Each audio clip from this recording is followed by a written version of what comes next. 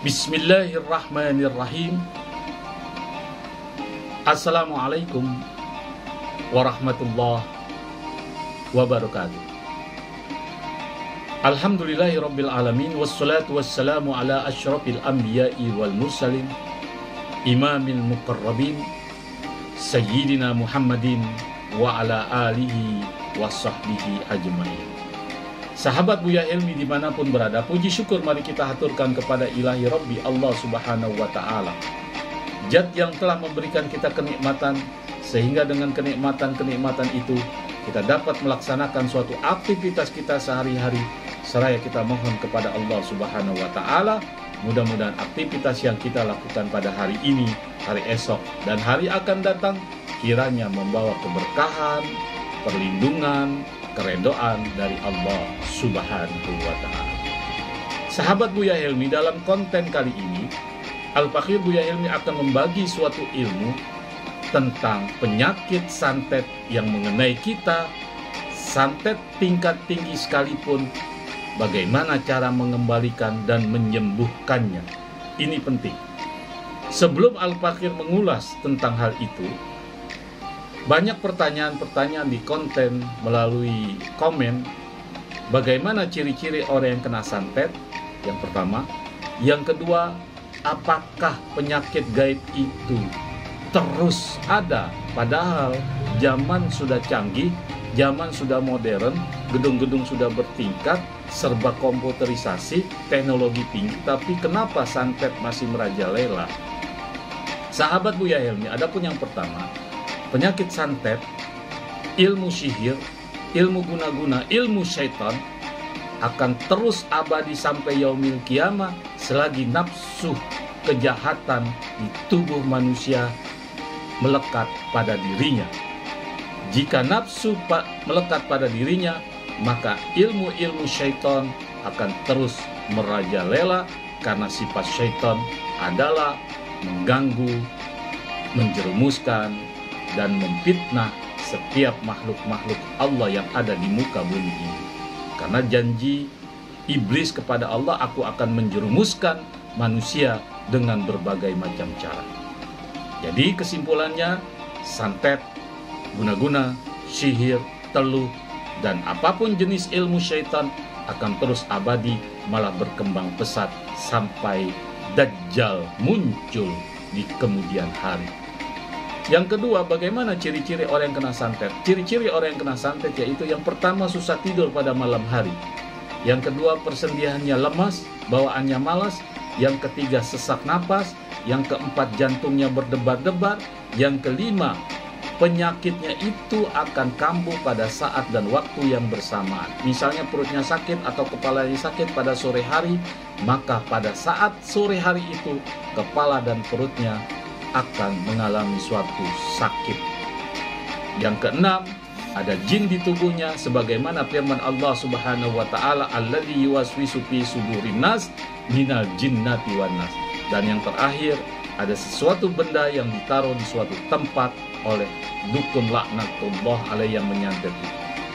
Sahabat Buya Helmi, kembali kepada topik yang kita akan bahas, santet tingkat tinggi sekalipun, bagaimana cara menyembuhkan dan bagaimana mengembalikan kepada yang membuatnya, yang mengirimnya. Sahabat Buya Helmi, santet, guna-guna, teluh, sihir, apapun namanya ilmu syaitan, kerap digunakan sebagai cara untuk melampiaskan rasa sakit hati seseorang. Jadi apabila seseorang sudah sakit hati, maka pelampiasannya melalui ilmu-ilmu syaitan seperti santet, sihir, guna-guna, dan teluh, dan sebagainya. Sekalipun masalah sepele pun, orang yang sudah merasa sakit hati bisa langsung menggunakan santet untuk melakukan balas dendam sebagai sarana hawa nafsunya. Sahabat Buya Helmi, santet digunakan oleh seseorang demi tidak diketahui identitas dirinya, supaya tidak terjerat hukuman dari pihak kepolisian atau dari pihak hukum di negara masing-masing dimanapun sahabat Buya Helmi berada. Nah, pelaku pengiriman santet bisa membuat orang yang tidak ia sukai terluka atau menderita, bahkan bisa juga meninggal dunia. Tetapi ia akan aman tanpa diketahui jejaknya oleh orang yang tidak mengetahui akan ilmunya. Jadi kebanyakan orang pada saat sekarang ini tidak mengetahui dirinya kena santet, tahu-tahu dia pergi ke dokter, ternyata penyakitnya tidak sembuh-sembuh. Dan hampir rata-rata penyakit santet itu dianggap sebagai penyakit medis. Sekali lagi, pelaku pengiriman santet bisa membuat orang yang ia tidak sukai menderita, bahkan sampai meninggal dunia. Sahabat Buya Helmi dimanapun berada, lalu bagaimana cara agar orang yang terkena santet bisa bebas atau sembuh? Ya. Sekali lagi, lalu bagaimana seseorang yang terkena santet bisa bebas atau sembuh? Bahkan menyembuhkan orang yang terkena santet tidak sulit kalau tahu akan cara dan ilmunya. Sahabat Buya Helmi, untuk daripada itu Al-Fakhir Buya Helmi memberikan suatu ilmu bagaimana cara menyembuhkan penyakit yang kita deritai, penyakit santet, jika kita terkena santet, dan bagaimana cara membalasnya awal. Kalau kita tidak bisa, baru kita pergi ke orang-orang yang bisa mengobati. Sahabat Buya Helmi dimanapun berada, hal yang pertama harus disiapkan, yaitu 1 liter air bersih. Sekali lagi, pertama harus disiapkan 1 liter air bersih. Kemudian masukkan 1 sendok garam ke dalam air tersebut. Kemudian setelah kita siapkan air bersih 1 liter, 1 sendok air, 1 sendok garam, kemudian kita sholat hajat 2 rakaat. Ya. Setelah sholat hajat 2 rakaat, berdoalah kepada Allah Subhanahu wa Ta'ala agar dibebaskan dari santet yang menempel, yang terkena di tubuh kita. Mintalah juga agar santet itu dikembalikan kepada pengirimnya, karena kisos boleh, karena dia sudah menzilimi. Sahabat Buya Helmi, bagaimana caranya? Duduk bersila, minta kepada Allah dengan doa berikut. Ya Allah, kami mohon kepadamu dengan wasilah air ini, jika ada sihir yang hendak mengganggu kami, baik dari golongan jin atau racun sihir atau penyakit sihir, semuanya berbalik pada penyihir dengan kekuatan yang berlipat ganda, yang seketika diterima mereka hingga mereka mendapatkan azab darimu, ya Allah. Begitu doanya, dan terserah mau doa bagaimana, intinya bagaimana kita meminta kepada Allah. Lalu masukkan tangan kanan Anda ke dalam air tersebut. Sekali lagi Al-Fakhir Buya Helmi ulangi, sholat hajat 2 rakaat, kemudian minta kepada Allah Subhanahu wa Ta'ala dengan doa yang tadi Al-Fakhir Buya Helmi ulas. Kemudian celupkan tangan kanan kita ke dalam air tersebut, air yang 1 liter itu yang dicampur 1 sendok garam. Sebelum memasukkan ke air, awalilah dengan membaca sholawat. Ya. Sebelum tangan kita memasukkan ke air, awalilah dengan membaca sholawat dan surat An-Nahl ayat 126 sebanyak 17 kali. Al-Fakhir ulangi, awalilah pada saat kita menyelapkan air, awalilah dengan kita membaca sholawat, terserah Allahumma sholli ala Sayyidina Muhammad, Allahumma sholli alaihi wasallim, atau Allahumma sholli ala Sayyidina Muhammadil Fatih sampai akhir, atau Allahumma sholli wasallim wa barik ala Sayyidina Muhammad, macam-macam, yang penting sholawat. Setelah kita baca 17 kali sholawat, kemudian kita baca surat An-Nahl ayat 126 sama sebanyak 17 kali. Sahabat Buya Helmi, bagaimana bunyinya? Wa in aqabtum fa'aqibu bimisli ma uqibtum bihi wala in sabartum lahum lahuwa khairul lis-sabirin. Al-Baqir ulangi, wa in aqabtum fa'aqibu bimisli ma uqibtum bihi wala in sabartum lahuwa khairul lis-sabirin. Ya. Artinya, ya Allah, jika kamu memberikan balasan, maka balaslah dengan balasan yang sama, dengan siksaan yang ditimpakan kepadamu. Akan tetapi jika kamu bersabar, sesungguhnya itulah yang lebih baik bagi orang-orang yang sabar. Wa in aqibtum fa'aqibu bimisli ma uqibtum bihi wala in sabartum lahuwa khairul lis-sabirin. Ya. Sahabat Buya Helmi dimanapun berada, ayat ini menurut penafsiran Al-Munawwar, ya, hai orang-orang beriman, jika kalian bertekad untuk membalas orang-orang yang menzolimi kalian, maka balaslah dengan balasan yang setimpal dan jangan melebihi kezaliman yang kalian terima. Namun sungguh jika kalian memaafkan dan tidak membalas, maka itu lebih baik dari kalian, bagi kalian. Ya, itu Allah perintahkan seperti itu.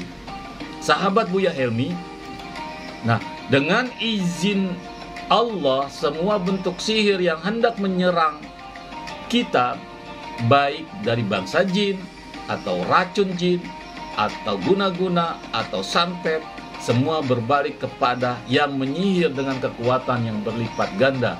Yang ketiga diterima mereka itu seketiga sampai hancur lebur. Ya, itu sekali lagi, baca sholawat pada saat dicelupkan tangan kanan kita 17 kali, kemudian baca surat An-Nahl ayat 100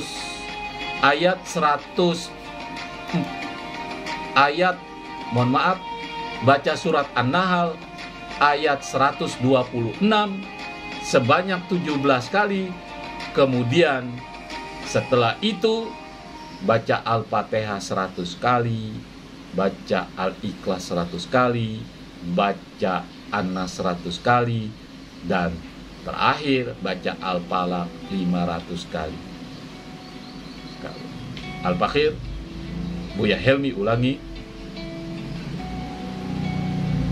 Ambil air 1 liter, masukkan tangan kita sholat hajat, 1 sendok garam masukkan ke dalam air yang kita siapkan 1 liter. Kita sholat hajat. Setelah sholat hajat, kemudian kita bermohon kepada Allah. Kemudian setelah kita bermohon kepada Allah, kita masukkan tangan kanan kita, baca sholawat 17 kali, kemudian baca surat An-Nahl ayat 126 17 kali. Kemudian setelah itu baca Al-Fatihah 100 kali, baca surat An-Nas 100 kali, baca surat Al-Falaq 500 kali, dan surat Al-Ikhlas 100 kali. Ingat, kita harus baca dengan husuk sambil hembuskan ke dalam air. Misalnya umpama bismillahirrahmanirrahim, alhamdulillahirabbil alamin, arrahmanirrahim, maliki yaumiddin, iyyaka na'budu wa iyyaka nasta'in, ihdinas siratal mustaqim, siratal ladzina an'amta 'alaihim ghairil maghdubi 'alaihim waladdallin, hembuskan. Atau setiap bilangan-bilangan ganjil dihembuskan, ditiup airnya, ya. Sahabat Buya Helmi, ya, kita hembuskan ke dalam air yang sudah dicampur garam tadi sebanyak 7 kali tiupan saja, ya. Terserah mau tiupan-tiupan yang mau di mana kita berhenti. Misalnya pada saat kita selesai surat Al-Ikhlas 100 kali tiup, kita selesai surat An-Nas tiup 100 kali, Al-Falaq tiup 500 kali, kemudian Al-Fatihah tiup 100 kali. Itu terserah. Yang penting 7 kali kita meniup. Jika sudah selesai, itu kita gunakan air tersebut, kita buat mandi. Jika ada seseorang yang dicurigai sebagai pengirim santet, itu, ya, setelah kita mandi, tapi kita was-was. Wah, sepertinya dia nih yang buat santet. Kita nggak usah nuduh, kita nggak usah ini. Ambil fotonya, ya, ambil fotonya yang mengirim santet itu, Kalau kita punya foto, ya, jika berhasil mendapat fotonya, percikan air garam ke foto itu. Ya, percikan air garam ke foto itu. Jika berhasil mendapatkan fotonya, percikan air garam ke fotonya itu. Insya Allah santet akan kembali kepada dia, karena dia sudah menzalimi. Ya, yang pertama, kita diperintahkan oleh Allah Subhanahu wa taala, ya ayyuhalladzina amanu kutiba alaikumul qisas. Wahai orang-orang beriman, diwajibkan kamu untuk membalas, karena dia sudah zalim, karena dia sudah musyrik kepada Allah Subhanahu wa taala, karena dia sudah mengirimkan penyakit yang luar biasa, karena dia sudah bekerja sama kepada syaitan laknatullah, maka Allah memerintahkan kita untuk membalas. Itu yang pertama. Yang kedua, firman Allah surat An-Nahl ayat 126 yang tadi Allah Subhanahu wa taala firmankan, kemudian yang saya tadi bacakan. Itu. Jadi kita tidak usah galau, kita tidak usah bimbang, kita sudah tidak usah bingung, ya. Kita lakukan bismillah dengan khusyuk. Mudah-mudahan konten kali ini bermanfaat. Al-Fakhir Buya Helmi sharing ilmu dengan suatu keikhlasan. Di seluruh sahabat-sahabat Buya Helmi yang menyaksikan tayangan konten YouTube Buya Helmi ini, Al-Fakhir memohon dengan keizinan, keikhlasan, keredoan, gunakan jari telunjuk kita, subscribe, komen, serta like dan share kalau bermanfaat untuk sahabat-sahabat Buya Helmi dimanapun berada. Semoga bermanfaat. Sekian, assalamualaikum warahmatullahi wabarakatuh.